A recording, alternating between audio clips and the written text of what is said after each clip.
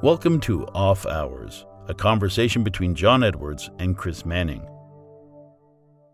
We have a little bit of follow-up from last week's episode. During that show, I was talking a little bit about dark mode in apps on the iPhone X, and I mentioned Tweetbot having been updated to have a black dark mode, and I was wrong. It was not Tweetbot that I was thinking about. It was actually Overcast that I was thinking about. One of the nice things that Marco did with Overcast shortly after the iPhone X was released was he included his normal light mode and dark mode, which has a gray background, and it also now has a black mode in there.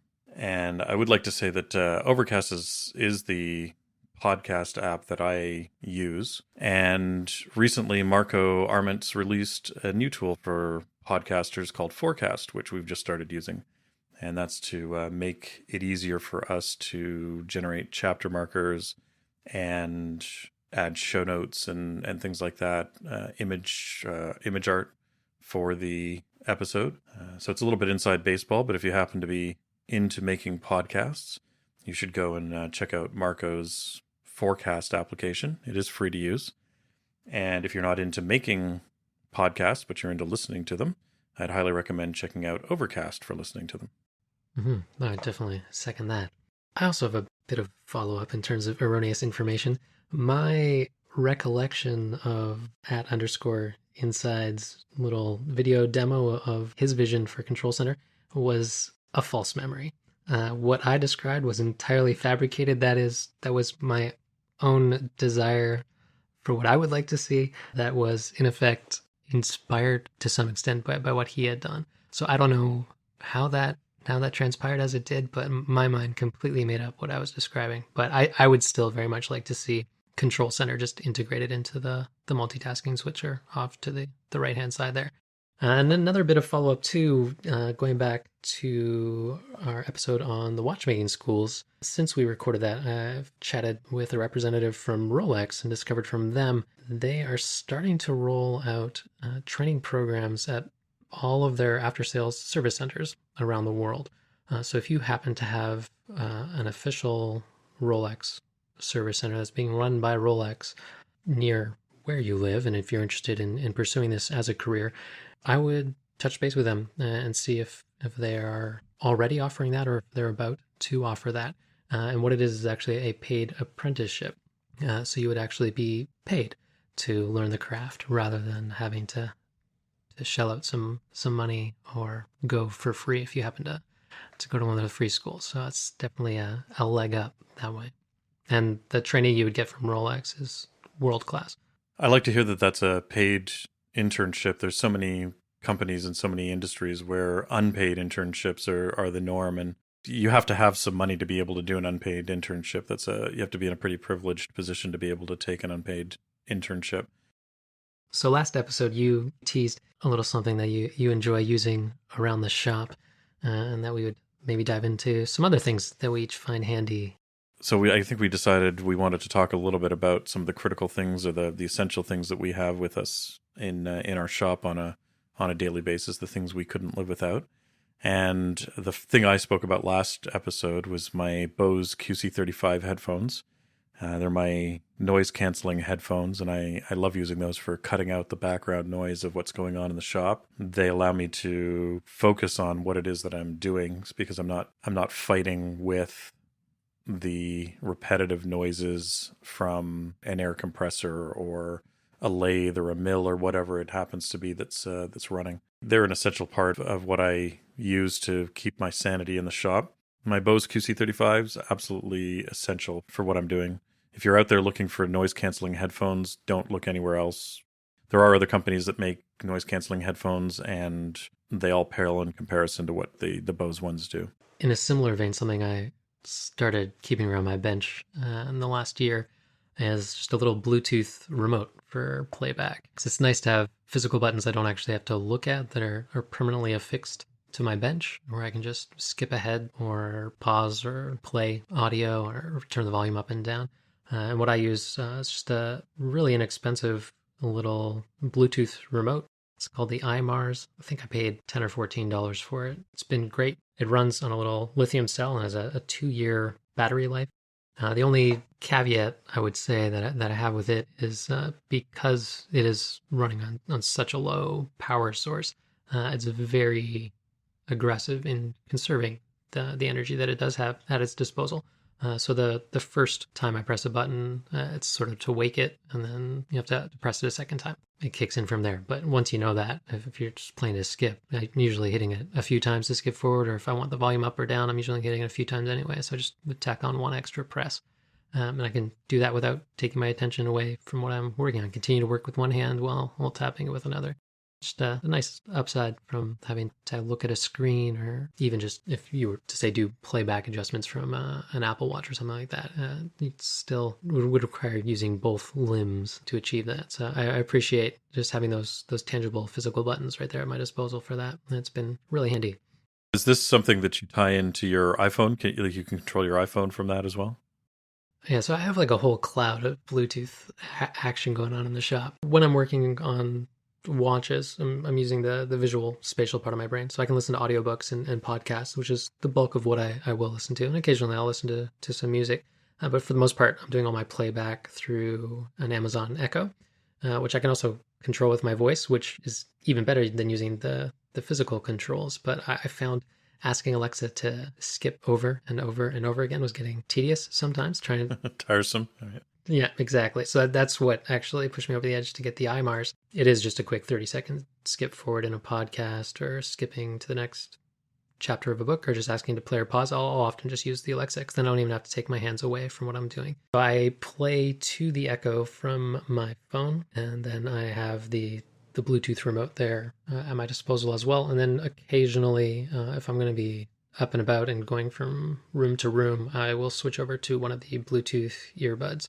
And the transition between the Echo and the earbuds is actually really seamless. Once I turn an earbud on, the audio immediately transfers over. And once I turn it back off, as long as I'm within range of the Echo, my phone will generally revert back to playing over the Echo. I'm really impressed with how well all these devices work together, given how unpredictable Bluetooth has been for me in the past. Feels like we're over a bit of a hump there. I mean, it's not flawless.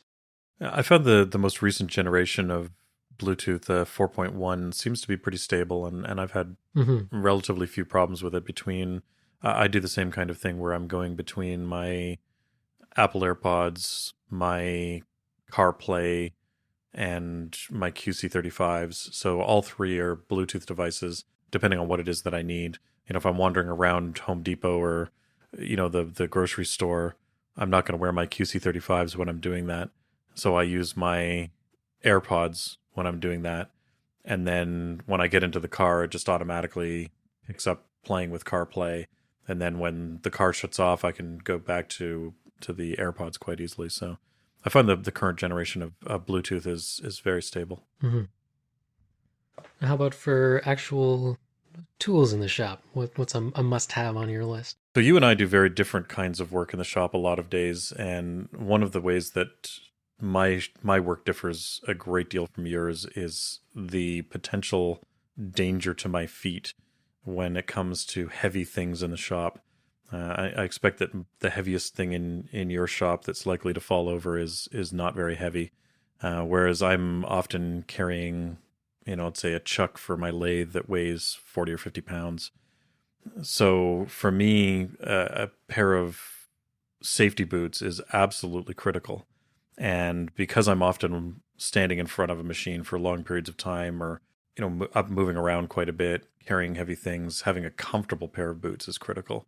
A few years ago, I started using the Magnum Stealth Force boots. They're actually designed as sort of a tactical boot, but they are incredibly comfortable. They've got a memory foam insert in them. They have good ankle support, and most importantly, they have a composite toe and a composite shank through the foot. Now, a lot of people will think about using steel-toed boots or whatever in a safety context, but steel is not actually a good thing to put in a boot for a number of reasons. The first being, if you're dealing with hot things, like I often am, if you pour hot metal onto steel, it will transfer the heat into your foot, which isn't great. And then the other problem with steel is that when it collapses because it's been crushed, it will pinch and stay in place, which means that your foot is now trapped inside of that pinched steel. Whereas with composite, if it does crush, it will crack, and you can actually get your foot out of the boot afterwards without needing to cut out that steel toe. So unless there's some specific reason why you need steel-toed boots, I always recommend composite over steel. They're lighter, they're more comfortable, and they're much safer in a lot of cases. These Magnum boots are amazing. They do make more of a workman type boot as well, but I found that their black tactical boots are actually a lot more comfortable. They zipper down the side so you can get in and out of them easily. They still lace up, but you can get in and out of them easily because of the zipper down the side. So as a watchmaker, I imagine one of the critical tools for you is going to be tweezers. You probably have a number of tweezers that you use, and you probably have some favorites. What do you like in the tweezer department? Yeah, so I do have a good number of tweezers at my disposal, a number of specialty tips and whatnot. But my two go-to tweezers, the staple ones that I use the most throughout my day in the shop, would be a pair of nickel Dumont tweezers, the number 12s. I use those for finer work, such as picking up escape wheels and things like that, manipulating small parts. And then my second most used pair of tweezers would be a pair of bronze Asco brand tweezers, and I'll use those for handling bridges and barrels and larger parts like that. So those are my staples. Do you primarily go back and forth between those two, or do you find that there are other tweezers that you have on top of that are maybe more specialty things that you don't use very often that maybe you do need sort of often enough that they're important? Yeah, so I would say those two tweezers make up probably between 60 and 80% of the operations that I would perform with a pair of tweezers. I also have a pair of boxwood tweezers that I find quite handy. I have some tweezers with carbon fiber tips that I have shaped specifically for handling barrels for certain operations while I'm assembling them. Of course, very fine tweezers for hairspring work and that sort of thing. I've got tweezers for pinching spring clips out of place. I've got some brass tweezers that I use as well for different operations. Occasionally, there will be something that warrants using a pair of steel tweezers, so I do have some fine, not as fine as my number 5s, which I use for hairsprings, but some fine steel tweezers that I'll use for that. I've got tweezers for dirty work. I've got tweezers with ceramic tips that I'll use in conjunction with a laser when I'm heating something up. I mean, I could probably spend the whole episode just talking about tweezers. But my two go-tos are the nickel ones with the finer tips, and then the bronze ones. And I prefer the bronze over brass just because I find compared to most brass tweezers I've handled, they just hold their springiness better over time and offer the same forgiveness that a pair of brass tweezers offers. So both metals are soft. They won't scratch platings the way that a pair of steel tweezers would, and that softness also translates into better grip on parts like springs and that sort of thing. So, and that's also why I favor the nickel tweezers for my fine work over using steel. Now, the other thing that I spend a lot of time with in my shop is measuring. Everything that I do requires some type of measurement, and there's 3 different scales that I tend to work on the most, and I have a different measuring device depending on which scale it is that I'm working. So the first is the largest scale that I tend to work at, and for that I have a 6-inch or 150 millimeter steel ruler from Starrett that I love. This has very clear graduations on it, and it's very nice to work on. It's got a bit of a satin finish to it, so it doesn't reflect light as much as maybe a lot of steel rulers would. It's small enough to put in my pocket of my apron, and it's sort of the first thing that I go to when it comes to measuring something in terms of scale. The next thing that I use, and this is probably the one that I use the most of anything, is a set of digital calipers. And a lot of people are familiar with digital calipers. There are cheap digital calipers on the market now. If you're in Canada, somewhere like Busy Bee or Princess Auto have cheap digital calipers. You can even walk into a lot of home hardware stores or like a Home Depot or a Lowe's or something like that, and find a cheap pair of digital calipers for, $10 or $15. They claim to measure down to a thousandth of an inch, but any of those cheap calipers are going to be unable to actually resolve accurately at those, at the scale that they tell you that they're resolving at. So just because the display tells you that it's measuring down to a thousandth of an inch, it's not really doing that. I highly recommend getting a quality pair of digital calipers. You're going to spend a little bit more money. In my case, I definitely prefer the Mitutoyo 6-inch / 150 millimeter digital calipers. That tends to be a good size for most of the things that I'm working on in the shop. They are excellent to work with. They are actually accurate to a thousandth of an inch. They will resolve properly to a thousandth of an inch. And it sounds silly, but one of the things that's probably most important with them is they don't chew through batteries quickly. One of the problems with a lot of the cheap digital calipers is that no matter whether you turn them on or off or not, when you're finished with them, they chew through your batteries at a crazy rate. These Mitutoyo digital calipers, they're using the same CR44 button cells that a lot of calipers are using, but I can go for a year on one of those little buttons versus, maybe a week or two in a cheap pair of calipers. So it sounds silly, but you actually save a lot of money over time just because you're using these better quality calipers, and they don't go through batteries as quickly. Don't cheap out on a pair of digital calipers. It's worth owning a good quality set, and the Mitutoyo ones are the best ones I've come across. You'll probably spend about $100 on a pair of them, but it is $100 worthwhile spending. And if you're doing any machining, you will be using them constantly. Yeah, I've got almost as many measuring devices as I have tweezers. I do see some value in keeping some of the cheap ones around for rough work where you don't need the high resolution. So I keep a pair around for measuring crystals and things like that, because a sapphire crystal and quartz crystals and whatnot, they can mess up a nice pair of calipers. So, and I don't need to resolve that down beyond a tenth of a millimeter when I'm working with those. Different tools for different jobs. But yeah, I 100% agree with you that it's worthwhile investing in a good quality pair, or because you're simply not going to get the accuracy out of a cheap pair from a local hardware store. Yeah, I find what I do is I eventually rotate my calipers out, so as they get banged up and dropped and chewed up and whatnot, they sort of get migrated to less and less critical places. So the pair that sits on my desk in front of my computer where I'm doing CAD work and things like that, that's the sort of the oldest pair that's been beat up the most, and they've been dropped a number of times and whatnot. So I tend to sort of migrate them, but they're definitely worth having. I can't stress this enough when I talk to people.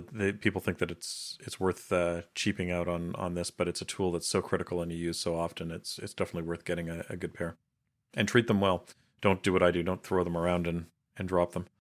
One other thing or point I'd add on that, just in terms of the variety out there, I find value for really fine work in having the old school analog display, because even though the dial might only have gradations for 100th of a millimeter, you can actually say you're working on a very small balance staff or that sort of thing. You can watch that distance between the 100th of a mil mark be taken up over time as you're slowly burnishing down that surface.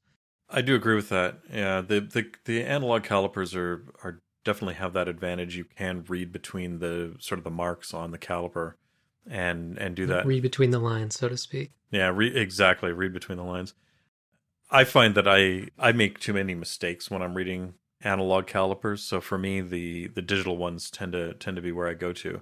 And because of that, I then have the next sort of measuring device that I rely on and that's a digital micrometer. And so when I need to resolve better than a thousandth of an inch, then I tend to go to my digital micrometer, and that will read down to a tenth of a thousandth of an inch. So it's that much more accurate than the digital caliper. The micrometers tend to have a smaller range. So the one I use goes from 0 to 1 inch. You can get them in different sizes. So from 1 inch to 2 inches, and so on and so on, up to, I think the largest I've ever seen was a 16-inch mic, which gets a little ridiculous. That's huge. It's massive, yeah. But they tend to only have a 1 inch range that they work in, or 25 millimeter range. And so when I start doing more and more accurate work, then I tend to go down to working with these digital micrometers, because again, I find the digital part works, it's easier for me to work with. And I make fewer mistakes when I'm working with a digital display. But these are, again, an order of magnitude more accurate than the calipers are. And that makes a big difference. I will say, if you're buying a mic, whether it's an analog one or a digital one, don't store them with the carbide faces right up against each other tight. The carbide is very brittle, and temperature changes can force it to expand and crack. So if you've invested in a good mic, then I recommend that you store them with the jaws open, with the anvils separated apart from each other. I've made a habit of doing the same with my calipers as well when I put them back in the box. So what brand of digital micrometer are you using? Again, I'm a fan of the Mitutoyos. If you're looking at them and you're looking at Starretts as well, they're also good quality. But I tend to find the Mitutoyos are nicer to work with. I find them more consistent and just more reliable. So I'm a big fan of the Mitutoyo gear for doing any sort of measuring. I have a few dial indicators and test indicators and things like that from Starrett and from Mitutoyo, but I tend to prefer the Mitutoyo ones over the Starrett ones. So another must-have for me, I really don't enjoy working with mainsprings.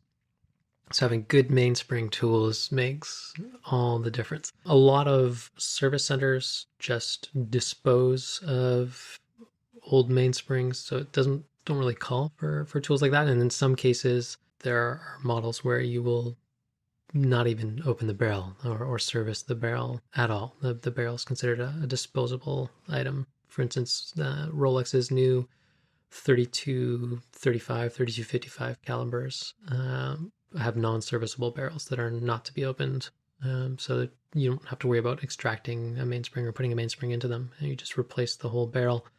Breitling's operated that way for a long time with a number of their calibers, and I can name a handful of brands. But if you're working on any sort of vintage pieces and even some modern pieces, handling the barrel and the mainspring respectably is important to getting good end results. So just pulling a mainspring straight out of a barrel, you often end up with deformations. Taking out slowly, you'll end up carving metal off of the rim of the barrel. So I have a tool that is kind of hard to come by now. It's called the ZF2000. It was developed by a Polish watchmaker named Zbigniew Filipowicz. He runs International Swiss Watch Laboratories down in Florida, and as the name implies, he developed it around the turn of the millennium. It's actually two tools, technically. There's the winder and then the extractor, but the extractor is what I find to be really valuable.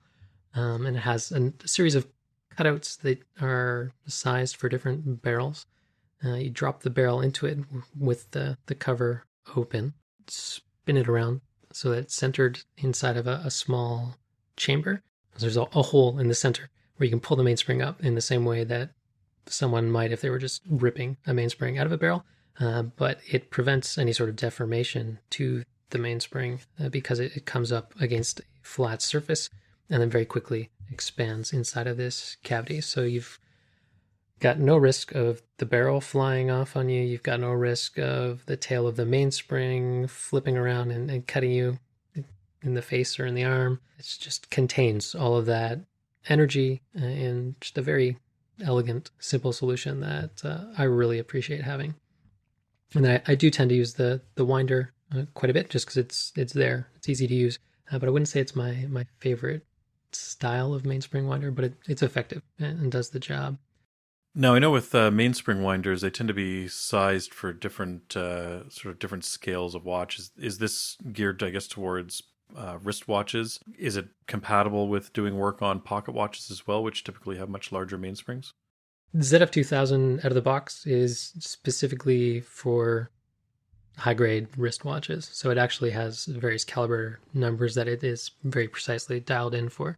I have another steel plate that I've customized to accommodate other barrel sizes that I may need. So I can take the tool apart and swap in a different plate and use it with larger pocket watches, and everything is adjustable, apart from those fixed diameter holes that you would drop a barrel into. And while on the topic of barrels, another thing that I find super handy when working with barrels is just a small can of compressed air, or if you happen to have a hose with compressed air wired up to your bench, you can make a little 3D print a little tip that you can do the same sort of thing with. But to open a barrel, if you were to just push down on the barrel arbor, which has kind of been the tradition for centuries now, rather than do that, you just put the nozzle of a source of compressed air up against the barrel and give it a little shot, and the barrel cover just pops right off.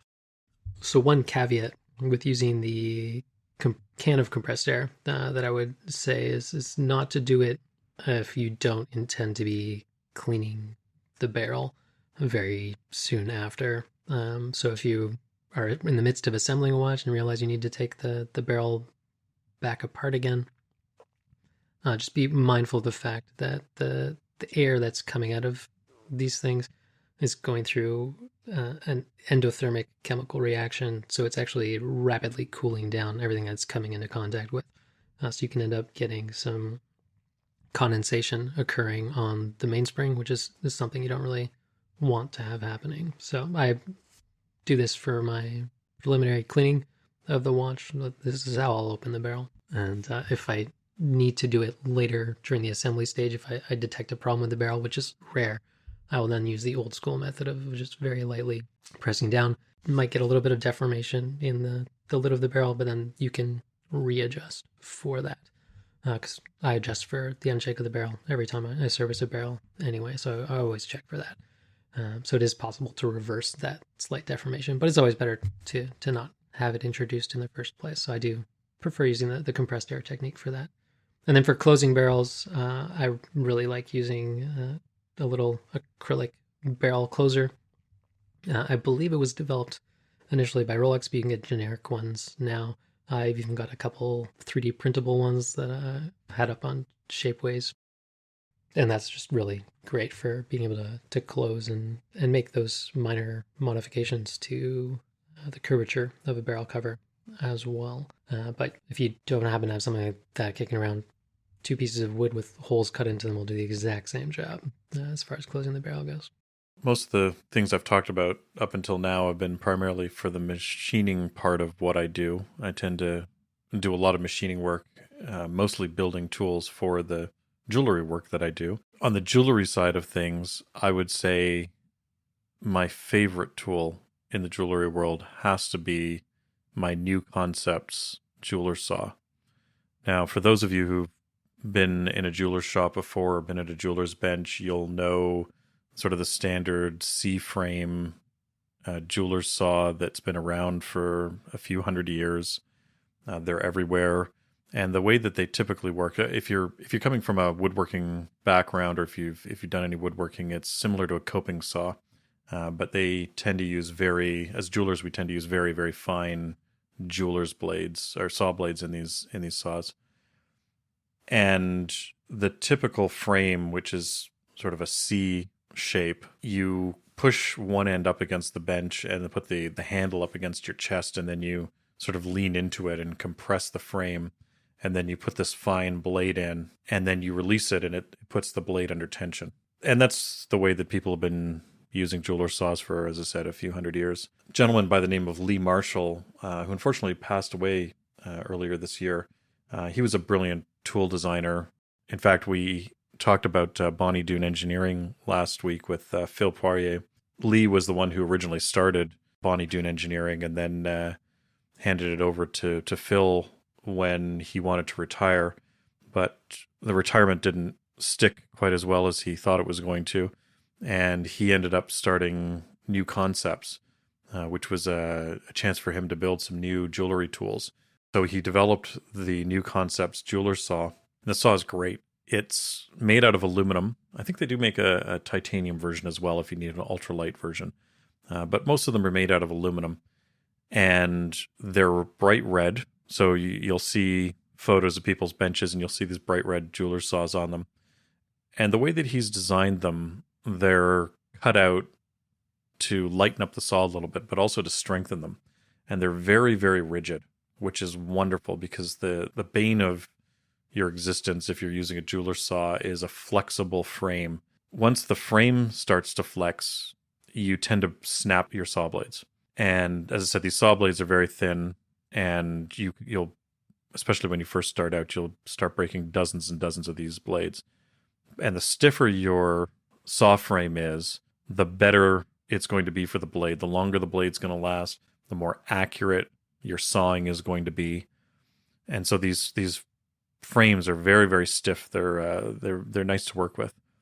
On top of that, he's created this quick release mechanism so that you can consistently put the same amount of force on your saw blade.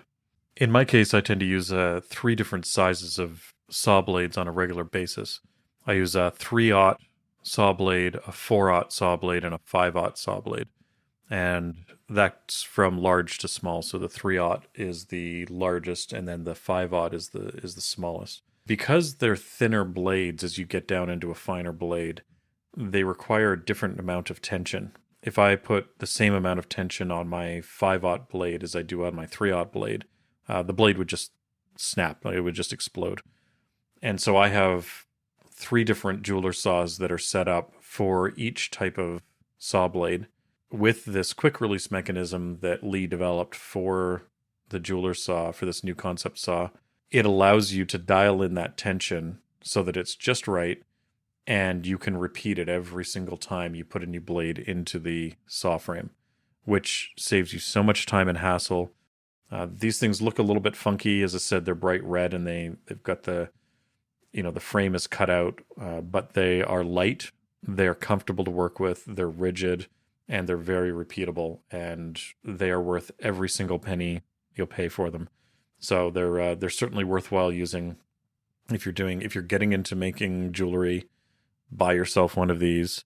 Buy yourself good quality saw blades. Don't get cheap saw blades. It's a false economy. It's just not worth doing. Between good quality saw blades and one of these saws, it will make your life so much easier. Sawing will go from being something that you dread to something that you can do quickly and accurately, and will certainly improve the quality of your work quickly just because you're working with a good quality tool that's doing the job properly.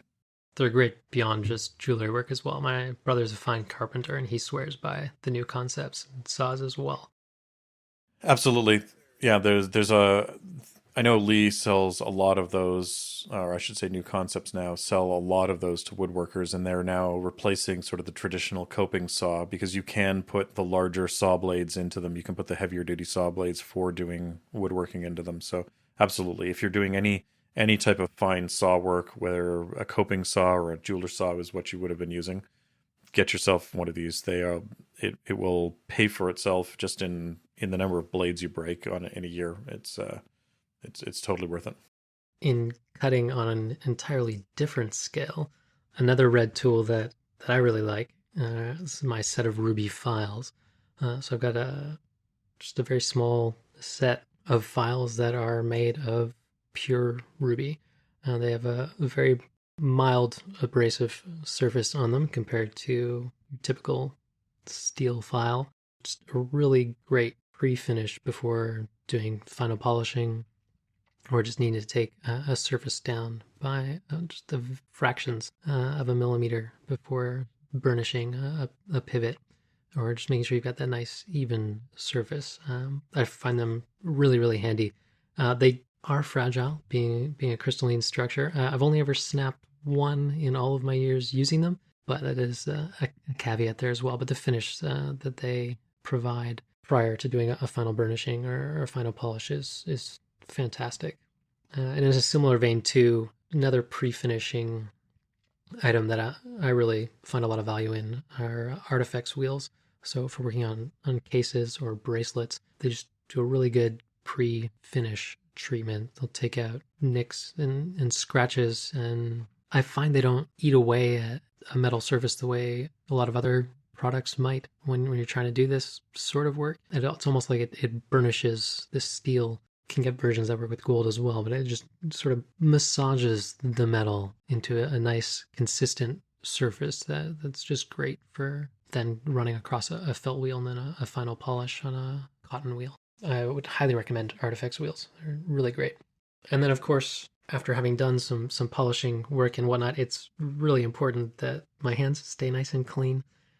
So even a product like, say, Fast Orange that you might find in a mechanic shop or getting caked on dirt off doesn't get down into the really fine cracks in your fingers or like down in your fingerprints or what have you. So a product that I swear by, just a soft nail brush. It's also known as a surgeon's nail brush or a sensory brush.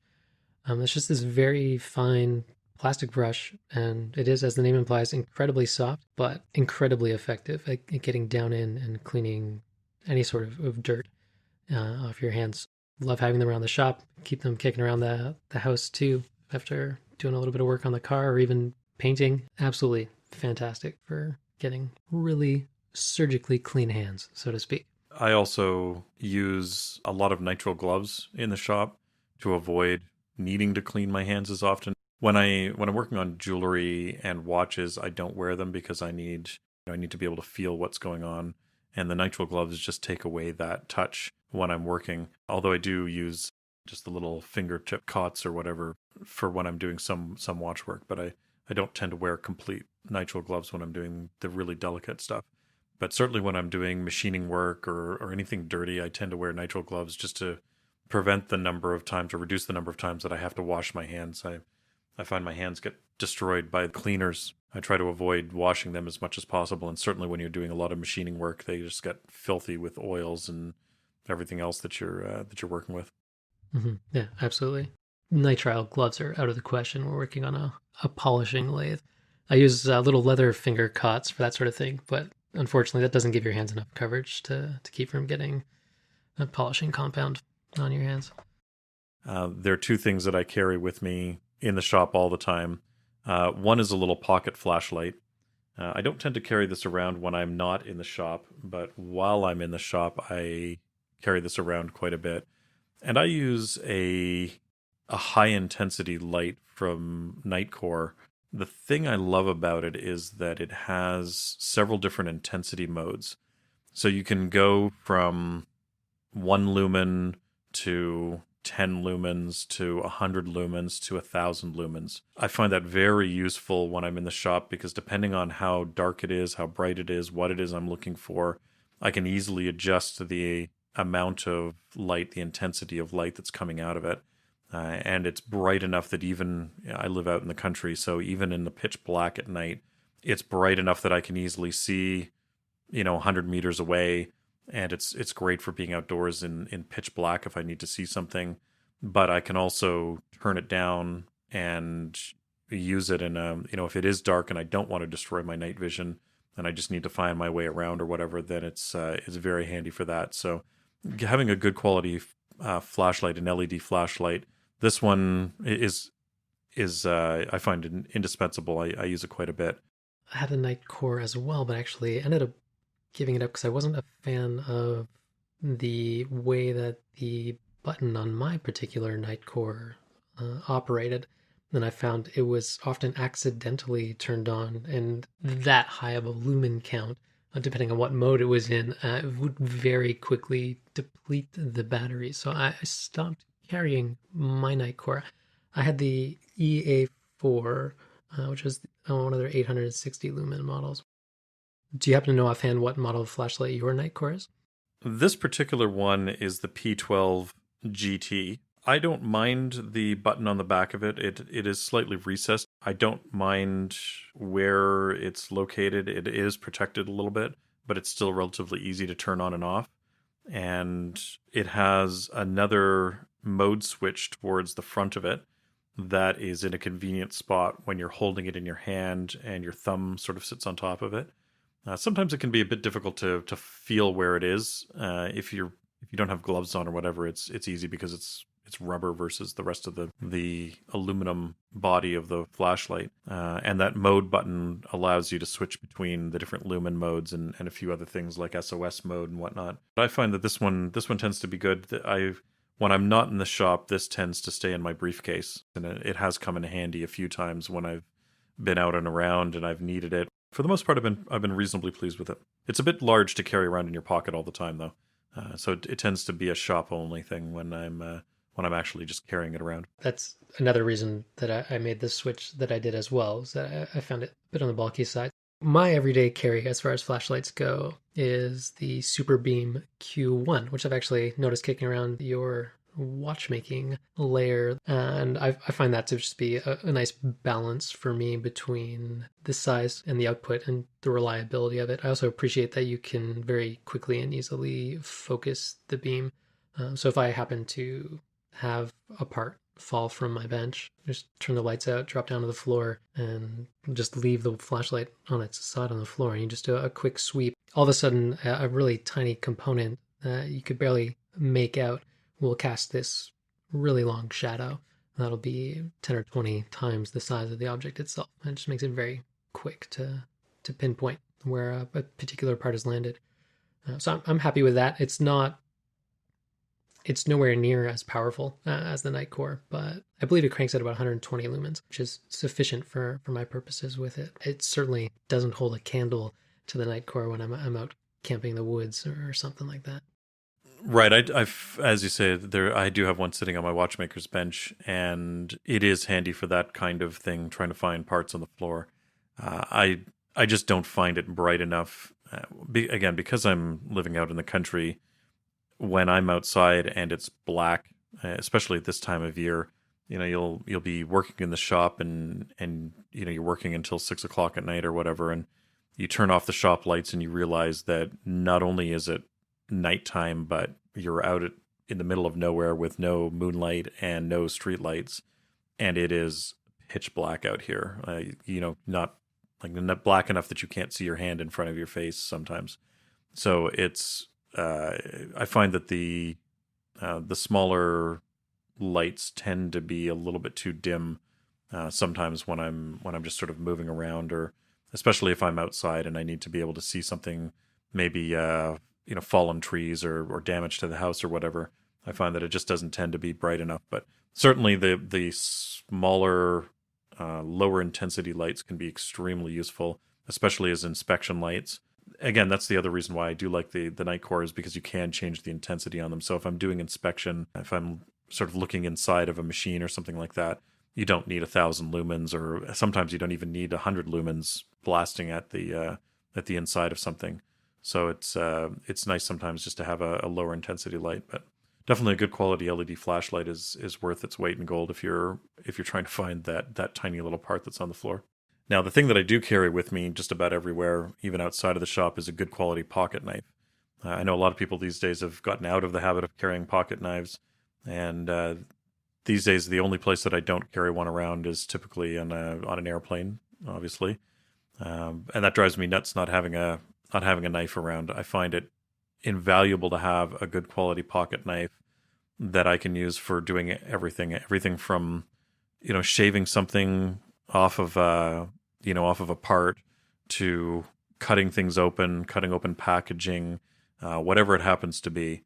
And one of the things I've found over the years is having a quality pocket knife that you can open with one hand is important. Oftentimes I have something in one hand and need to grab a knife to be able to open it, or whatever it happens to be. So having a knife that I can open easily with one hand is great.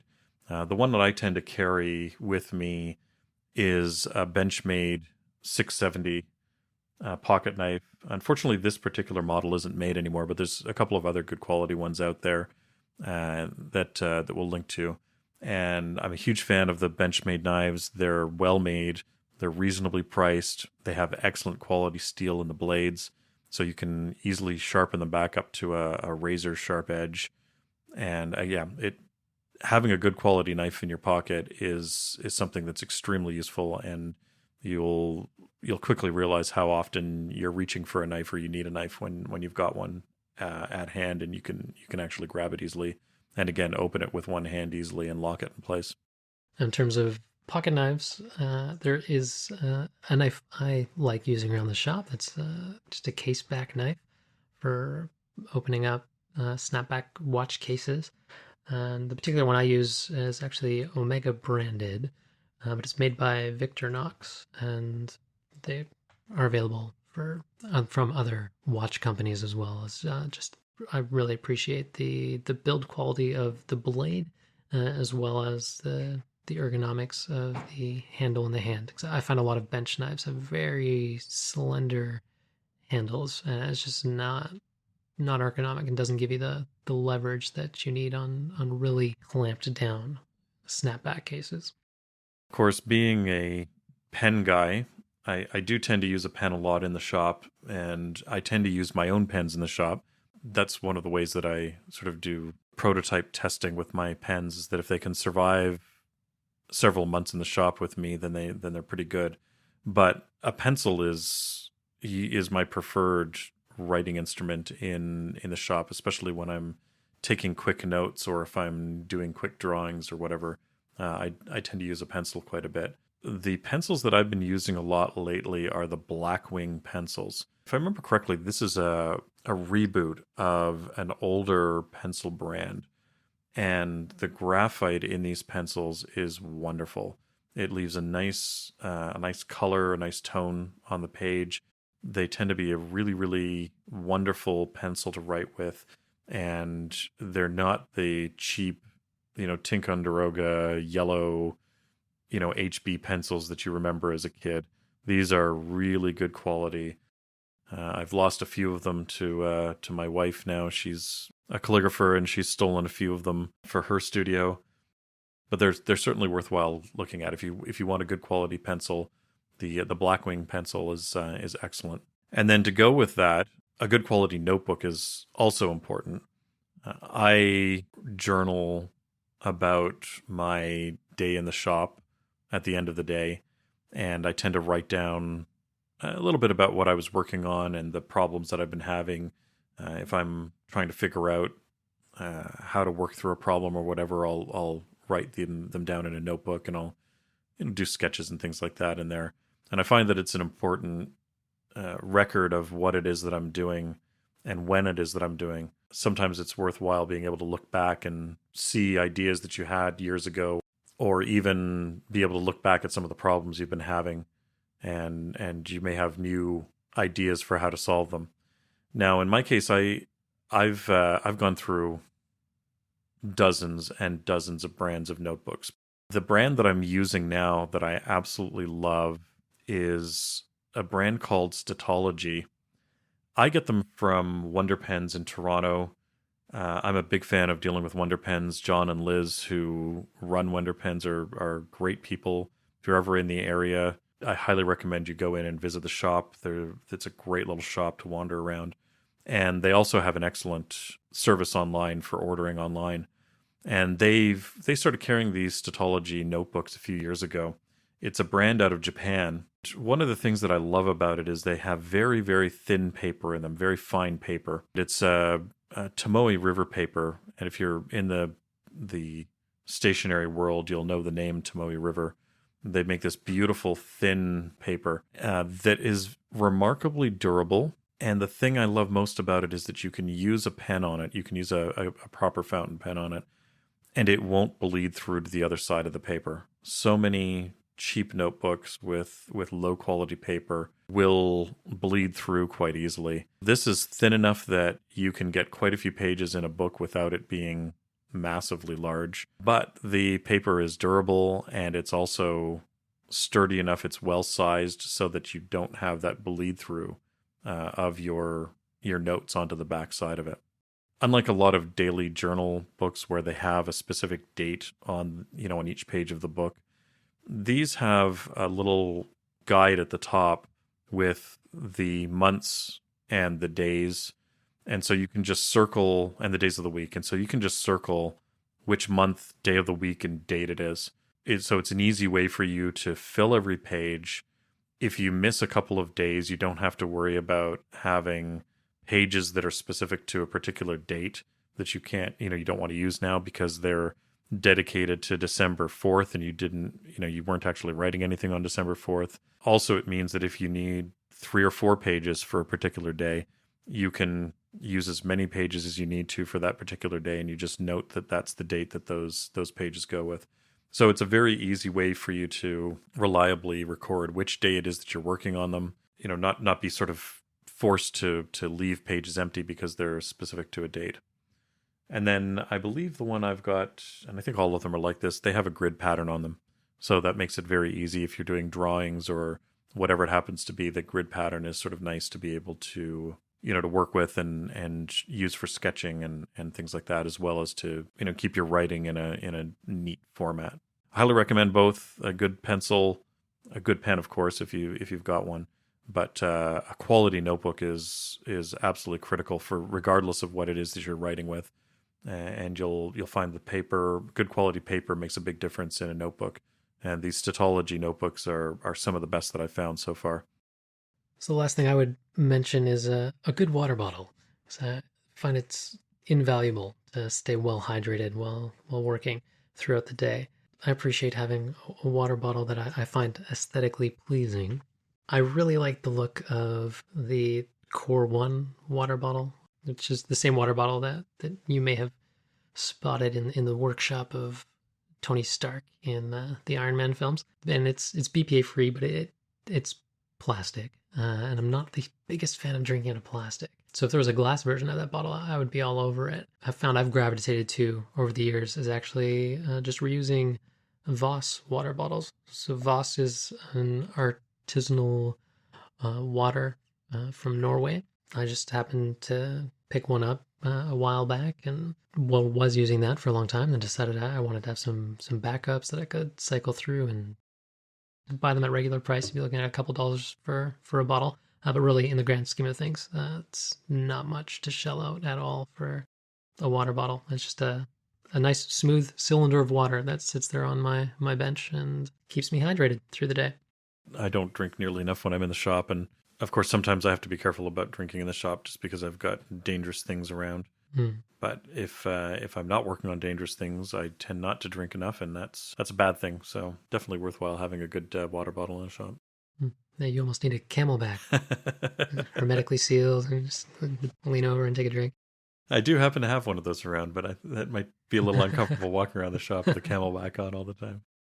Yeah, and walking around your shop with a backpack on is probably not the brightest idea. You don't want to be knocking anything over. Yeah, so John is making fun of me because my shop is very tightly packed with junk, and it's difficult to walk around sometimes, and it's something I'm working on trying to fix, but it is a bit of a challenge right now walking around my shop, and it's not safe for human habitation. Both of us have mentioned listening to audiobooks and podcasts while we're working, so obviously listening to a quality podcast like Off Hours is great while you're in the shop, and there's some great podcasts out there, but audiobooks tend to fill a lot of my days when I'm in the shop. So even though they're not a sponsor, I'm a huge fan of Audible, and I've had a subscription for years. I tend to listen to audiobooks quite a bit from there, and you can also often get audiobooks out of your local library as well. There's tools out there for borrowing them for free from your local library, so it's worthwhile, however you go about getting them, to look at audiobooks. They're a great way to pass the time in the shop, and also to, whether it's just for fun, you're listening to fiction, or whether you're listening to something a little bit more educational, then audiobooks are definitely a good way of filling your time. So you have a particular audiobook you'd recommend for the holiday season? The book that I've just finished listening to that I've probably enjoyed more than any other in the last few years is a new book by Andy Weir.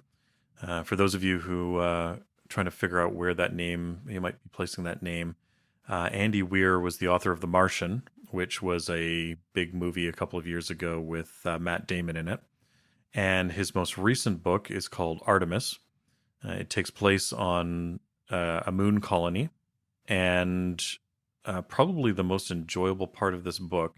The story is excellent, and the characters are fun, and the dialogue is good. But probably the most enjoyable part of this audiobook is that it was read by Rosario Dawson, who really brought life to the character and was just a joy to listen to. As I said, I listen to a lot of audiobooks. Sometimes the narrators can be a little bit stuffy, and listening to Rosario read this book was a total joy. I highly recommend this book, even if you're not into science fiction normally. It's a lot of fun, and she really brings a lot of life to the book. It's certainly worth listening to. How about you? Do you have a favorite book that you've read recently that you enjoy? Yeah, it's not often that I listen to fiction, but it is a nice break every now and then. And actually, coincidentally, when I first heard the title of Andy Weir's new book, Artemis, I immediately thought of another book, Ready Player One, in which there's a key character named Artemis. And when I read Ready Player One, I thought that her storyline would actually make for a great sequel. So I had actually thought at the time that I first heard about Weir's new novel that it had actually been written by Ernie Klein and was a sequel to Ready Player One, or whatever you might call a parallel story. So not really a sequel or a prequel, but something that's happening at the same time. Because I really enjoyed listening to Ready Player One. It was just a really entertaining listen. It's narrated by Will Wheaton, which actually adds an extra element of charm as he makes a cameo appearance in the novel at some point.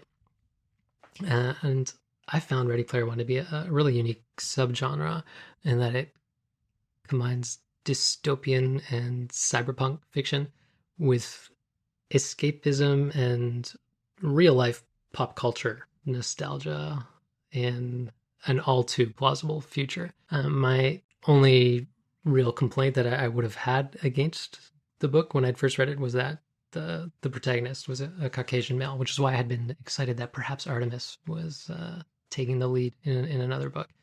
But that's not the case. And Artemis, as you have mentioned, turns out to be a great book in its own right. Does it have any sort of relation to The Martian at all? Do you know? No, it doesn't have any relation. It's not in the same world. It takes place in a sort of a future universe.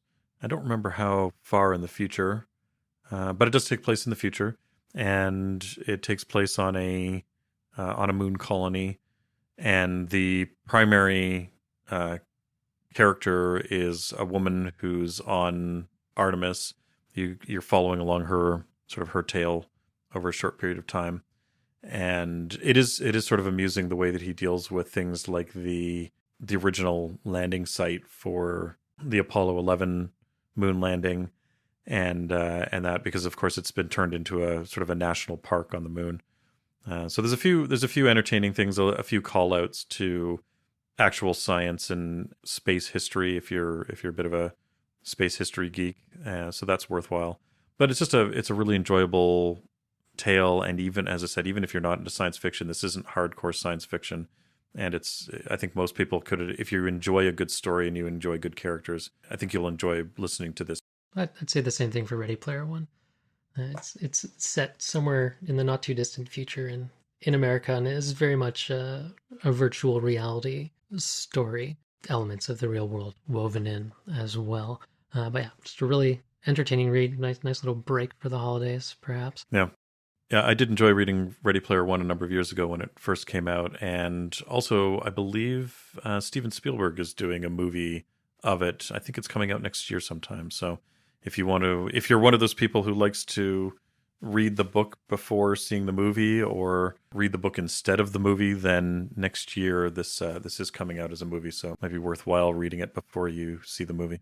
And then the last thing that I think we want to talk about, and this is something that we both agree on is worthwhile, and this is great if you've got a budding watchmaker in the house or someone you're buying for as a watchmaker or is interested in watchmaking.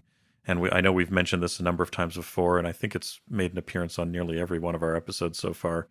And that's Watchmaking by George Daniels.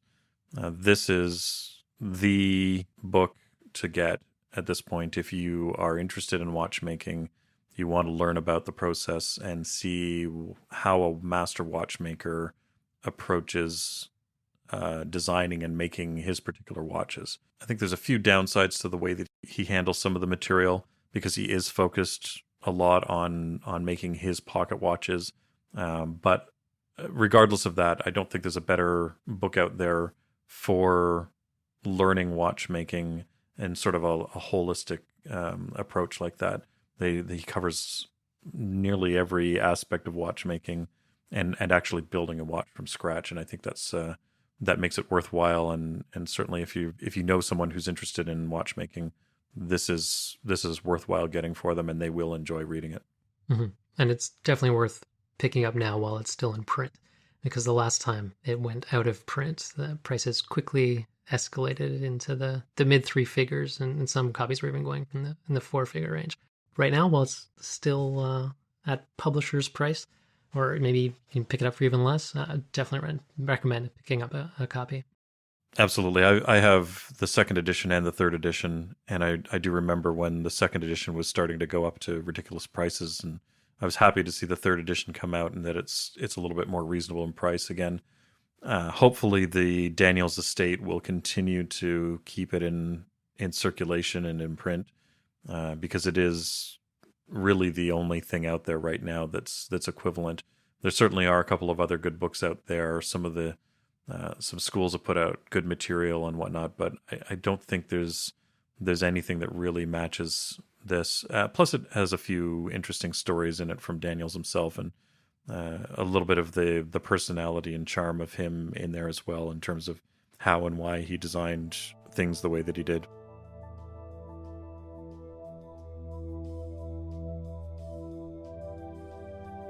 Thanks for listening to Off Hours.